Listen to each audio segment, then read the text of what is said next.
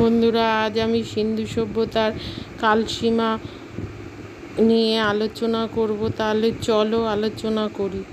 সিন্ধু লিপির পাঠোদ্ধার না হওয়ার দরুন এই সভ্যতার কাল সম্পর্কে নিশ্চিত কিছু জানা যায় না।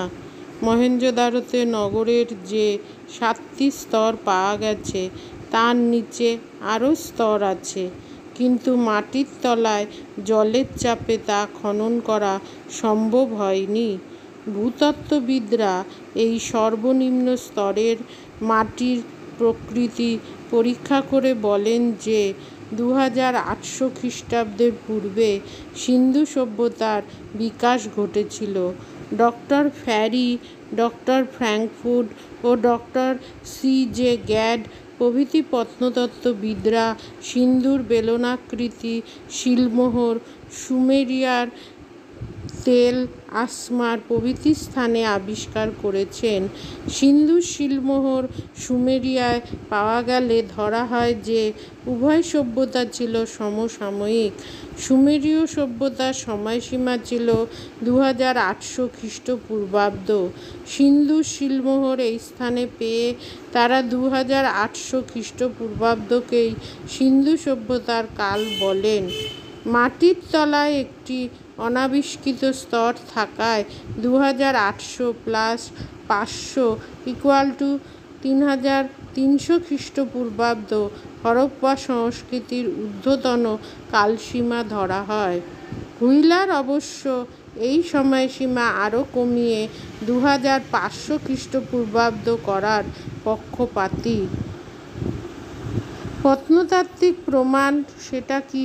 প্রাচীন মেসোপটেমিয়ায় খনন করে বিভিন্ন স্তরে হরপ্পা সভ্যতার যে সকল বৈশিষ্ট্যপূর্ণ দ্রব্য পাওয়া গেছে তার ভিত্তিতে পণ্ডিতেরা মনে করেন যে খ্রিস্টপূর্ব 2400 থেকে 1800-র মধ্যে হরপ্পা নগরগুলির সঙ্গে মেসোপটেমিয়ার ঘনিষ্ঠ যোগ ছিল।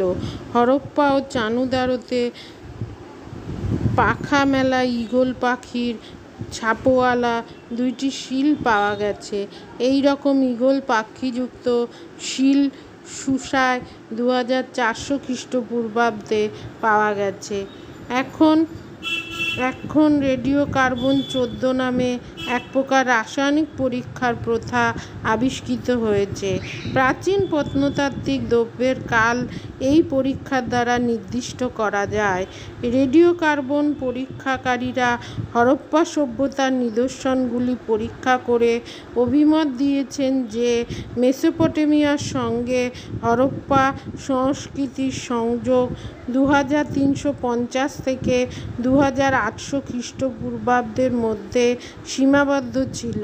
মোট কথা 2400 খ্রিস্টপূর্বাব্দকেই তারা ঊর্ধ্বসীমা ধরেছেন।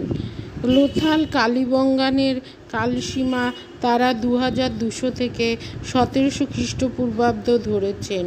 হরপ্পা সংস্কৃতির নিম্নতম কালসীমা 1500 খ্রিস্টপূর্বাব্দ বলে মনে করা হয়, কারণ হরপ্পার লোহার ব্যবহার জানা ছিল না। হরপ্পা সভ্যতা ছিল তাম্রযুগের সভ্যতা। আর্যরা লোহা তামা ব্যবহার করত। সুতরাং আর্য জাতির আগমন বা বৈদেশিক সভ্যতার সূচনা মানেই লোহার যুগে আরম্ভ বলা যায়। ভারতে আর্য জাতির আগমনের আনুমানিক তারিখ হল 1500 খ্রিস্টপূর্বাব্দ। ঋগ্বেদের রচনাকাল 1400 খ্রিস্টপূর্বাব্দ। সুতরাং হরপ্পা সভ্যতার নিম্নতম সীমা 1500 খ্রিস্টপূর্বাব্দ বলে মনে করা হয়।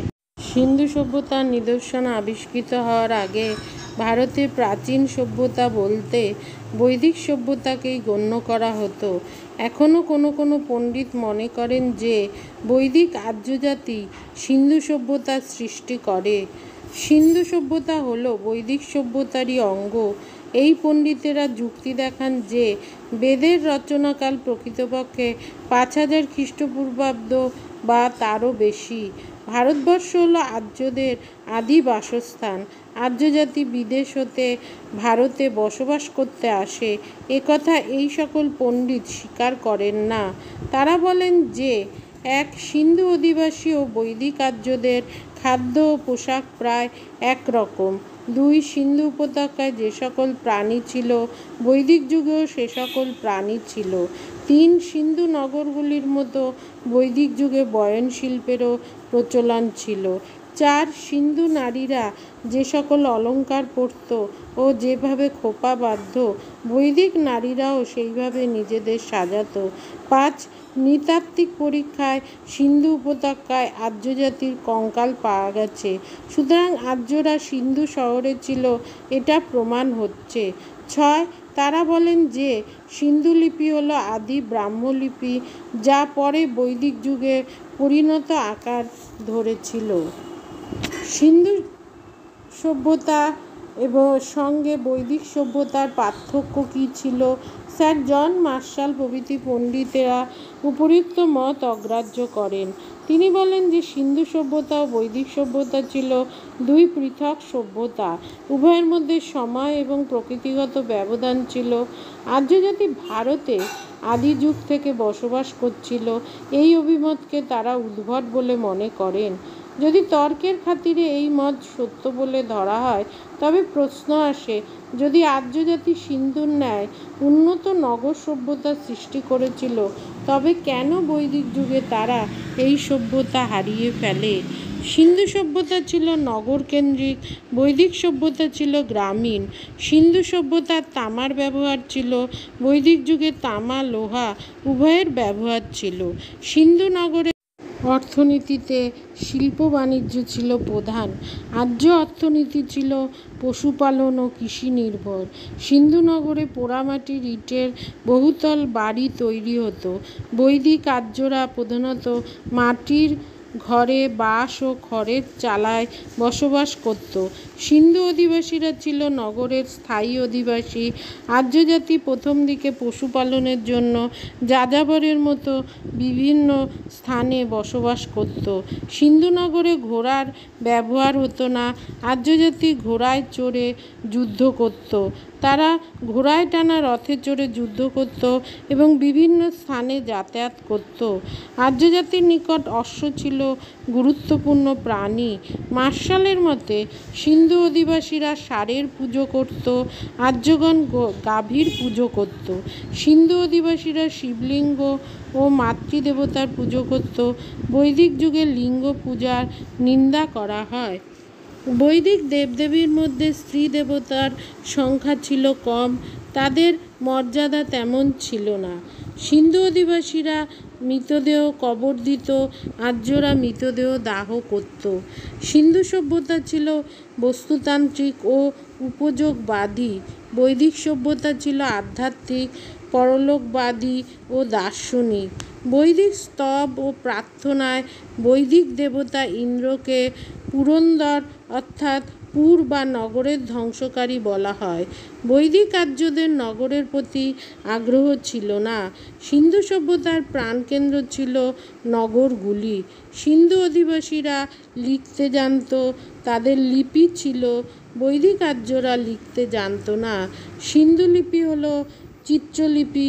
বৈদিক লিপি না থাকলেও পরবর্তী যুগে আর্য জাতি যে লিপি নেয় তা হলো রৈখিক লিপি।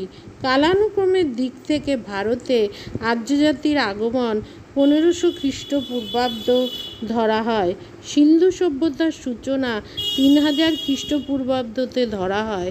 মার্টিমার হুইলারের মতে আর্য জাতির আক্রমণে সিন্ধু সভ্যতা ধ্বংসপ্রাপ্ত হয়, সুতরাং বৈদিক সভ্যতার সঙ্গে সিন্ধু সভ্যতার কোনো সম্পর্ক ছিল না বলে বেশিরভাগ পণ্ডিত মনে করেন।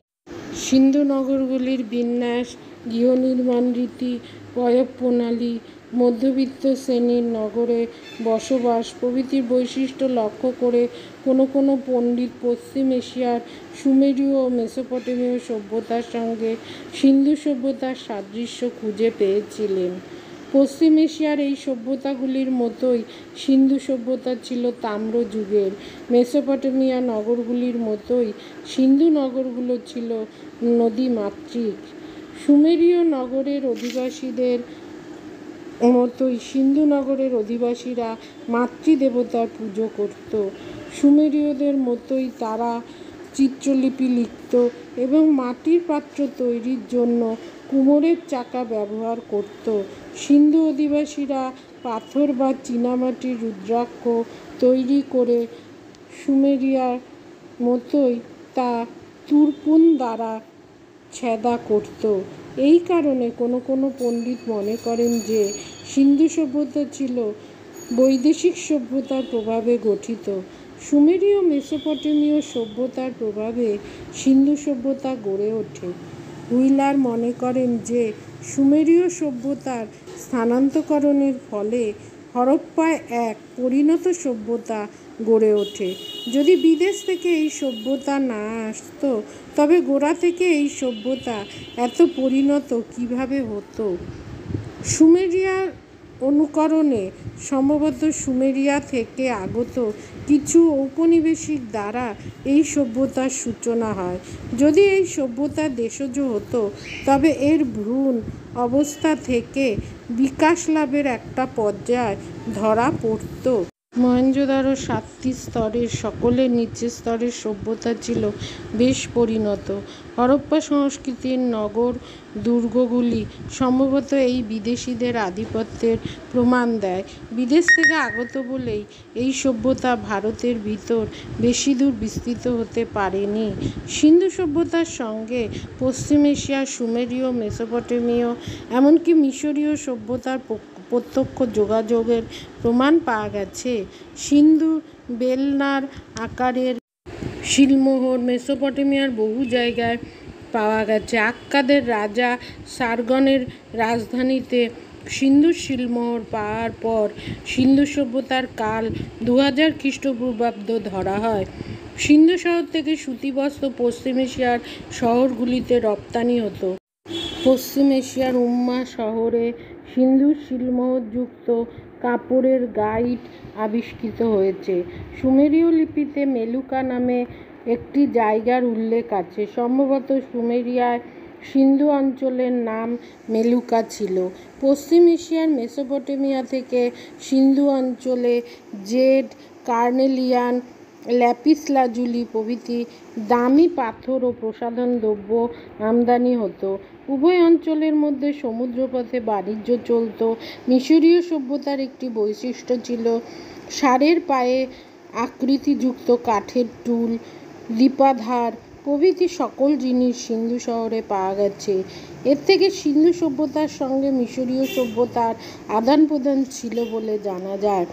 গর্ডন চাইল্ড বলেন যে সিন্ধুর বণিকরা সমুদ্র পার হয়ে ইউফ্রেটিস ও টাইগ্রিসের তীরের শহরগুলিতে মাল আনত। প্রাচীন যুগের সভ্যতাগুলো পরস্পর থেকে বিচ্ছিন্ন ছিল না, তাদের মধ্যে ঘনিষ্ঠ যোগ ছিল বলে জানা যায়। সিন্ধু সভ্যতার সঙ্গে সুমার ও মেসোপটেমিয়ার বাণিজ্যিক ও সাংস্কৃতিক আদান প্রদান ঘটা স্বাভাবিক ছিল। সিন্ধু সভ্যতার সঙ্গে বাণিজ্যিক যোগাযোগ থাকলেও সিন্ধু সভ্যতা এই সভ্যতাগুলোর প্রভাবে গড়ে ওঠে একথা মনে করার কারণ নেই। উভয় সভ্যতার মধ্যে সাদৃশ্য নিয়ে বাড়াবাড়ি করা হয়, উভয় সভ্যতার মধ্যে পার্থক্যগুলিকে গুরুত্ব দেওয়া হয় না। সিন্ধুর শিলমোহরগুলো ছিল বেলনার আকৃতি। সুমেরীয় শিলমোহরের আকৃতির সঙ্গে তার সাদৃশ্য ছিল না। সিন্ধুর নারীরা যেভাবে কবরী বাঁধত তা ছিল সিন্ধুর নিজস্ব রীতি। এটা সুমেরিয়া বা মেসোপটেমিয়ায় দেখা যায় না। সিন্ধু শহরে যেরূপ ব্যাপক পোড়ামাটির ইট ব্যবহার করা হতো সুমেরিয়ায় তা করা হয়নি। হরপ্পার ইটগুলির আকৃতি বড়, তা সুমেরিয়ার ইটের মতো আকৃতিযুক্ত নয়। সুমেরিয়ায় কাঁচা মাটির ইটের ব্যবহার বেশি দেখা যায়। সিন্ধু লিপি চিত্রলিপি হলেও সুমেরীয় লিপি থেকে পৃথক। সিন্ধু লিপির পাঠোদ্ধার করা যায়নি। সিন্ধু অধিবাসীরা মৃতদেহগুলোকে আচ্ছাদন করে কবর দিত। সুমেরীয়রা মৃতদেহ আচ্ছাদন করে কফিনের মধ্যে রেখে কবর দিত। তাছাড়া হরপ্পায় মৃৎশিল্প ছিল সুমেরীয় মৃৎশিল্প থেকে আলাদা। হরপ্পার মাটির পাত্র পুড়িয়ে তাতে লাল কালো রং করা হতো। হরপ্পার খেলনাগুলির স্বতন্ত্র ধরনের, যেমন পাখি টানা রথ, হাতি, গন্ডার আদিবাসী রমণীর মূর্তি প্রভৃতি। এই কারণে মর্টিমার হুইলার মন্তব্য করেছেন, মৃৎশিল্প, যন্ত্রপাতি বা অস্ত্রশস্ত্র প্রভৃতির দিক লক্ষ্য রেখে সিন্ধু সভ্যতার বৈদেশিক উৎপত্তি প্রমাণিত হয় না। তাছাড়া সিন্ধু শহরে সুতি কাপড়ের বয়ন শিল্প ছিল বিখ্যাত। সিন্ধু নগরগুলির অধিবাসীরা যেরূপ স্বাচ্ছন্দ্যের মধ্যে বসবাস করত, এই যুগে কোনো সভ্যতায় তা দেখা যায় না। স্যার জন মার্শালের মতে সেই কারণে সিন্ধু সভ্যতাকে সুমেরীয় ও মেসোপটেমীয় সভ্যতা অপেক্ষা শ্রেষ্ঠ বলা সঙ্গত। সিন্ধু অঞ্চলে সুমেরীয় উপনিবেশ স্থাপনের তত্ত্ব অধুনা খননকার্যের ফলে ভুল প্রমাণিত হয়েছে। কারণ শুধুমাত্র সিন্ধু অঞ্চলে নয়, পাঞ্জাব, গুজরাট, রাজপুতানা ও নর্মদা উপত্যকা নিয়ে সিন্ধু সভ্যতার যে বিরাট ব্যাপ্তি দেখা যায় তা উপনিবেশ স্থাপনের তত্ত্বকে নস্যাৎ করে গেছে। গর্ডন চাইল্ড প্রভৃতি পুরাতত্ত্ববিদ হরপ্পা সভ্যতার স্বতন্ত্র উৎসে বিশ্বাসী। তিনি বলেন যে হরপ্পা সভ্যতা সুমেরীয় সভ্যতার স্থানান্তরকরণ বা অনুকরণের ফল নয়।